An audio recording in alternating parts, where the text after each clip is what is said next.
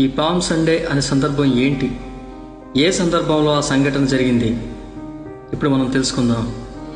ప్రభు యేసుక్రీస్తు మరణాన్ని జయించి లేచిన వారం రోజుల ముందు ఆయన ఒక గాడిద పిల్లపై దేవాలయ ప్రవేశం చేసేటప్పుడు అక్కడి ప్రజలు ఖర్జూరపు మట్టలతో హోసన్నా హోసన్నా అంటూ ఆయనకు స్వాగతం పలికారు. అక్కడి యూదా ప్రజలు కూడా వారిని పరిపాలించే రాజుగా భావించారు. కానీ తరువాతి వారంలో వారే మరలా ఆయనను సిలువ వేయమని చెప్పారు. జకర్యా గ్రంథం 9వ అధ్యాయం 9వ వాక్యంలో ఆయన చెప్పిన వాగ్దానం నెరవేరిన సమయం ఇది. సియోను నివాసులారా బహుగా సంతోషించుడి, యెరూషలేము నివాసులారా ఉల్లాసముగా ఉండుడి.